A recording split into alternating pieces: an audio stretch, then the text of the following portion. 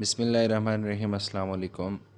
आप देख रहे हैं लॉ एकेडमिक्स और आज के इस टॉपिक में हम डिस्कस करेंगे कि एक क्राइम जब होता है तो उस क्राइम की हैपनिंग के बाद वो क्राइम एक ट्रायल स्टेज से गुज़र कर कहाँ पर कंक्लूड होता है। बहुत इंपॉर्टेंट टॉपिक है। हम देखेंगे कि कौन कौन से स्टेजेस बीच में आते हैं और किन किन मराहिल से गुज़र कर किसी जुर्म के होने के बाद उसके स्टेजेस की कंप्लीशन के बाद आखिर में जाकर कहाँ पर कैसे किसी के बारे में कन्विक्शन या एक्विटल का फ़ैसला हो जाता है। तो बहुत इंपॉर्टेंट टॉपिक है, गौर से सुनिएगा और वैसे भी समझने के लिए और एग्ज़ाम पॉइंट ऑफ व्यू से भी बहुत इंपॉर्टेंट है।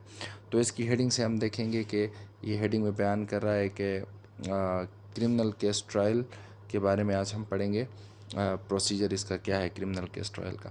तो ये आगाज़ कहाँ से हो रहा है, यहाँ से हेडिंग से आपको अंदाज़ा होगा ये ऑफेंस से इसका आगाज़ हो रहा है। ऑफेंस आपको पता है कोई भी एक्शन जो है बार्ड बाय लॉ है और जिसके करने पर पेनल्टी है। अगर वो ऐसा कोई काम कोई शख्स करता है जो कानून की नज़र में मना है लेकिन वो करता है उसके ऊपर सज़ा है, तो ऐसे किसी एक्शन को ऑफेंस कहते हैं। या कोई ऐसा काम ना करना जिसको करने का हुक्म दिया गया है, अगर वो काम नहीं किया जाता तो ऑफेंस है।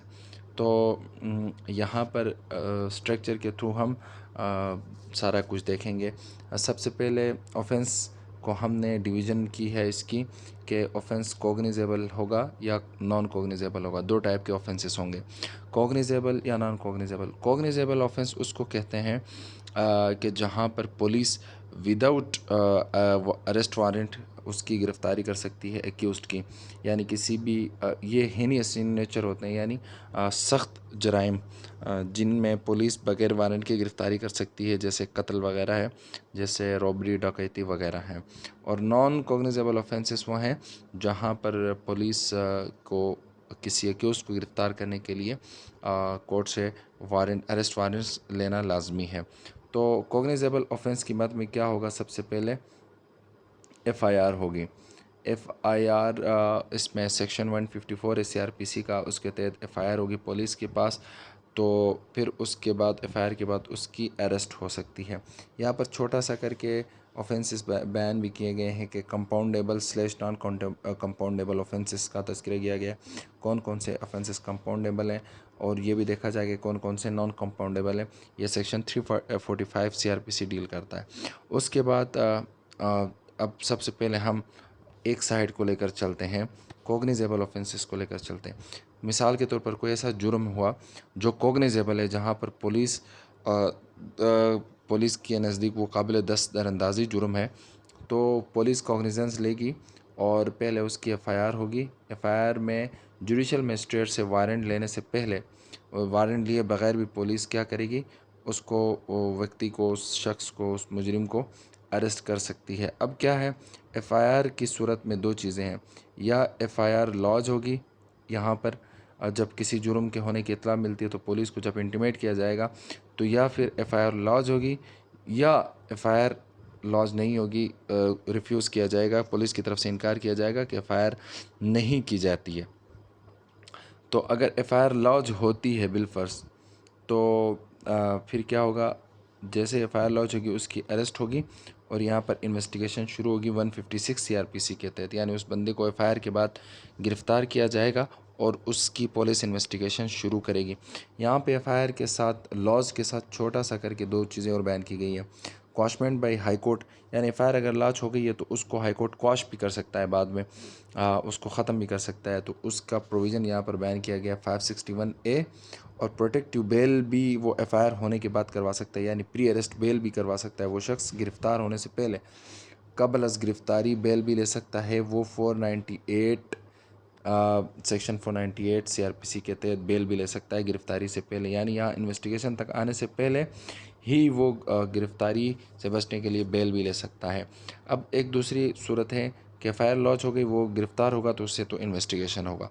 अगर एफ़आईआर नहीं दी जाती उसके ख़िलाफ़, तो उसके पास किसी कंप्लेनेंट के पास, एफ़आईआर करवाने वाले के पास क्या रेमेडी मौजूद है। अल्टरनेट रेमेडी यहाँ पर देखते हैं, petition to justice of peace 20A section है।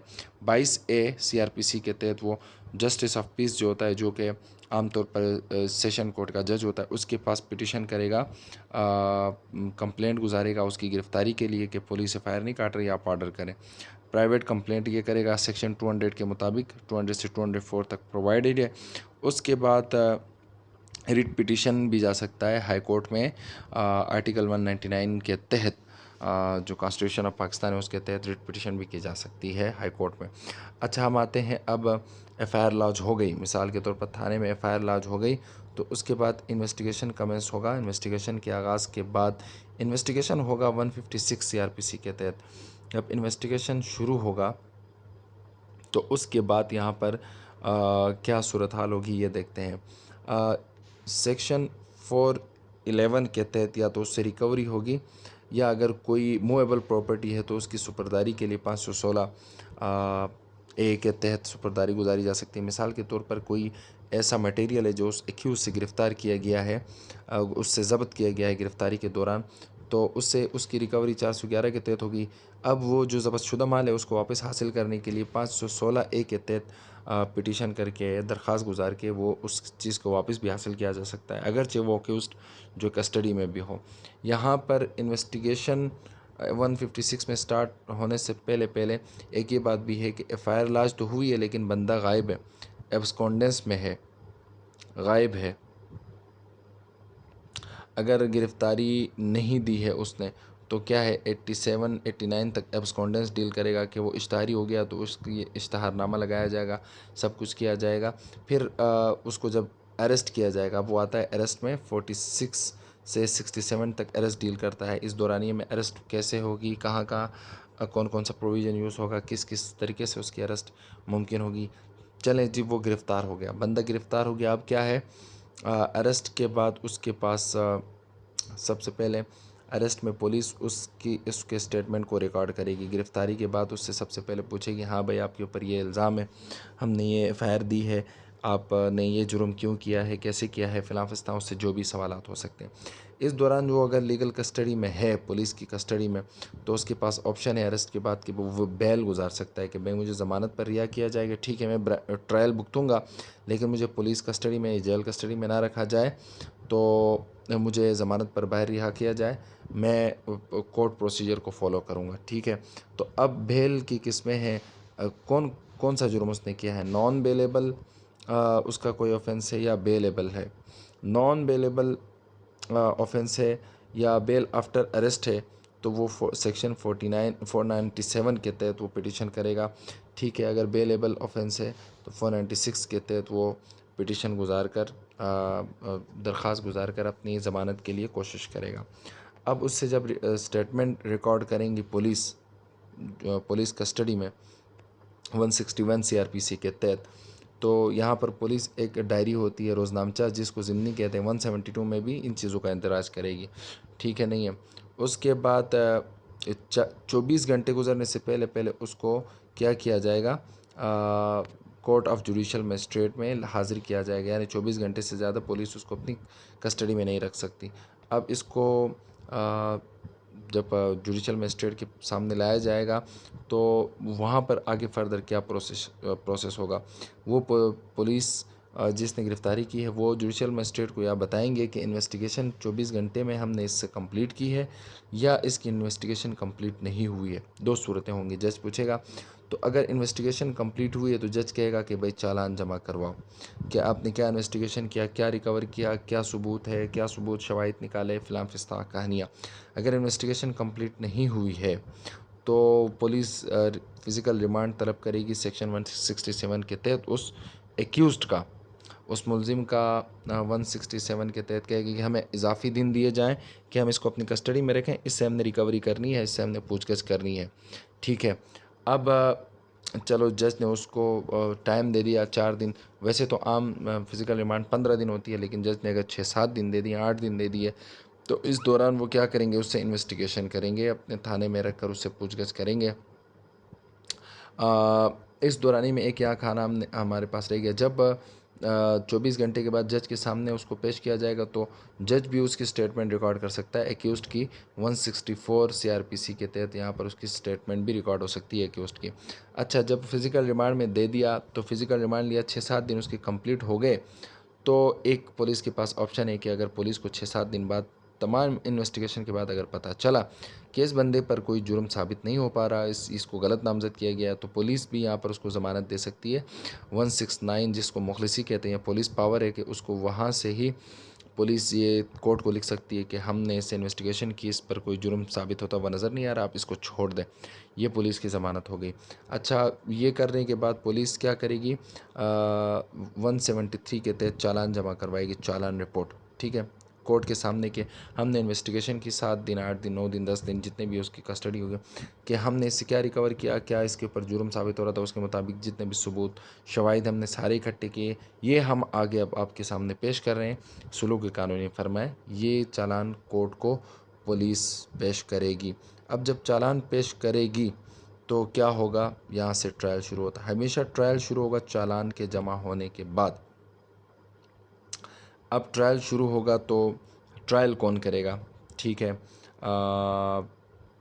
यहाँ पर स्पेशल कोर्ट या कोई ट्राइब्यूनल उसका ट्रायल करेगा। कोर्ट ऑफ मजिस्ट्रेट जो प्रोवाइडेड है आपके सीआरपीसी के सेक्शन 241 से 250 तक कोर्ट ऑफ मजिस्ट्रेट कर सकेगा, और 265A से 265N तक कोर्ट ऑफ सेशन करेगा। ये तमाम डिविजन्स हीनियस क्राइम्स के मुताबिक हैं कि अगर कोई जुर्म ज़्यादा शदीद नहीं है तो उसको कोर्ट ऑफ मजिस्ट्रेट भी कर सकता है। अगर ज़्यादा शदीद है, कत्ल है, डकैती, रबरी वगैरह है, तो जिनकी सज़ाए मौत या उम्र कैद की होती है उनको कोर्ट ऑफ सेशन करेगा। अब जब ट्रायल शुरू होगा तो सबसे पहले कमेंसमेंट ऑफ ट्रायल के साथ ही चार्ज फ्रेम होगा उस एक्यूज़ड के ऊपर। एक्यूज़ड को बुलाया जाएगा, हाजिर करके उसको उस पर चार्ज फ्रेम किया जाएगा। चार्ज फ्रेमिंग क्या होती है हमने पढ़ा है। ये कोर्ट एक्यूज़ड के सामने वाज़ेह अल्फाज में बयान करेगा कि भाई आपके ऊपर ये दफ़ा है, फ़लाना तारीख को आपने ये जुर्म किया है, आपके ऊपर इल्ज़ाम है कि आपने ये जुर्म किया है, कि आप मानते हैं कि आपने ये जुर्म फ़लाना तारीख को फ़लाना बंदे के ख़िलाफ़ ये काम किया है।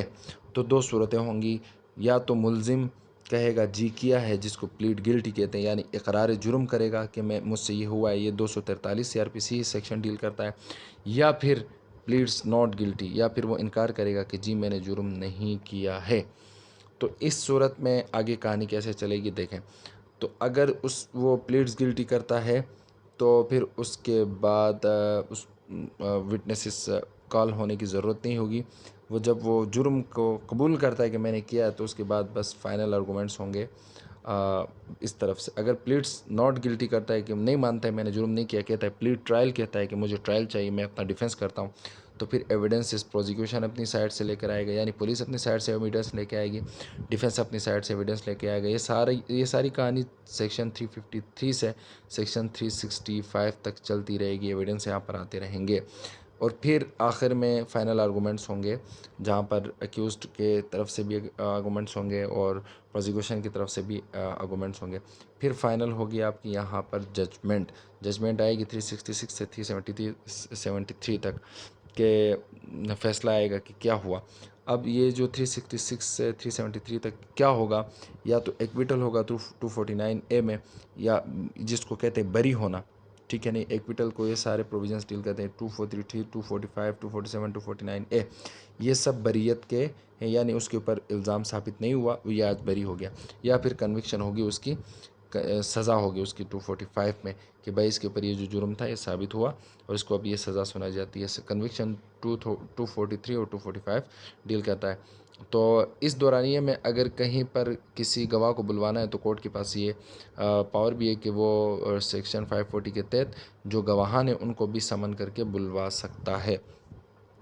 ठीक है, अब अगर एक्विटल हो गया है तो जो कंप्लेनेंट है जिसने दरख्वास्त गुजारी थी किसी के ख़िलाफ़, वो अपील कर सकता है हाई कोर्ट में 417 के तहत कि यार इसकी बरीयत जो है मुझे इससे मैं एग्रीव्ड हूँ, इसके ख़िलाफ़ वो अपील कर सकता है हाई कोर्ट में।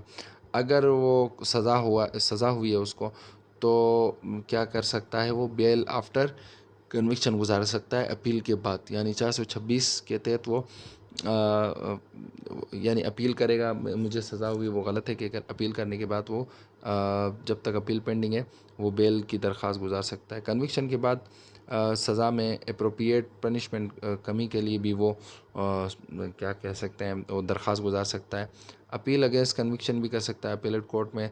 अगर जुडिशल मजिस्ट्रेट ने सज़ा दी है तो सेशन कोर्ट के पास, जिसका प्रोविज़न या सेक्शन नंबर 408 है, या अगर सेशन ने सज़ा दी है तो हाई कोर्ट के पास 410 सेक्शन 410 के तहत वो अपील कर सकता है। पनिशमेंट के बाद पेरोल की भी एप्लीकेशन दे सकता है कि मुझे पेरोल पर रिहा किया जाए, और या फिर कन्विक्शन के बाद प्रोबेशन के तहत भी वो अपनी रिहाई की तलबी कर सकता है। तो ये सारा स्ट्रक्चर था जुर्म के होने से लेकर सज़ा के अनाउंसमेंट तक। ये पाकिस्तान के अदालती सिस्टम में ये प्रोसीजर चल रहा है अगर एफआईआर होती है तो। अब यहाँ पर हमने एक पोर्शन छोड़ दिया था, ये तो हो गया कॉग्निजेबल ऑफेंसेस के मद में।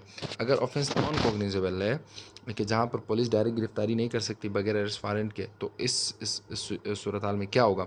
नॉन कॉग्निजेबल ऑफेंस में एफआईआर नहीं होगी 154 के तहत, बल्कि 155 के तहत एक रिपोर्ट होगी पुलिस के पास, जो रिपोर्ट रजिस्टर होती है उसमें ये दर्ज होगी। पहले फिर पुलिस जाकर कोर्ट से कॉग्निजेंस लेंगे सेक्शन 200 के तहत, ठीक है, कि हम इस बंदे को गिरफ़्तार करें या ना करें, अरेस्ट वारंट जारी करें या ना करें। या फिर कोर्ट के पास अलग प्राइवेट कंप्लेंट भी हो सकती है। फिर कोर्ट के पास जब सेक्शन 200 से 205 तक की प्राइवेट कंप्लेंट होगी तो उस कंप्लेंट की एग्जामिनेशन होगी, उस बंदे की जो कंप्लेंट गुजारता है कोर्ट के पास किसी के ख़िलाफ़। तो अगर फ़ाल्स होती है वो कंप्लेंट तो वहीं पर डिसमिस होगी, अगर ट्रू होती है तो फिर इशुएंस ऑफ प्रोसेस होगा। इशुएंस ऑफ प्रोसेस 68 से सेक्शन 89 तक बयान किया गया है। वो इशुएंस ऑफ प्रोसेस यानी उस अक्यूज़्ड को कॉल किया जाएगा, समन किया जाएगा, बुलाया जाएगा, उसको देखा जाएगा। अगर उस पर साबित है तो फिर यहाँ से वापस डायरेक्ट सीधे यहाँ पर ट्रायल में ये चीज़ आ रही है, तो फिर यहाँ से ट्रायल उसका कमेंस होगा और फिर ट्रायल से नीचे तो सारी कहानी वही है। तो ये है एक ऑफेंस से लेकर, यानी ऑफेंस से लेकर इस तरह होते हुए आकर उसकी कन्विक्शन या एक्विटल तक, फिर एक्विटल और कन्विक्शन के बाद क्या मामला होंगे सारे आज हमने देख लिए। तो ये बहुत इंपॉर्टेंट टॉपिक है किसी के लिए।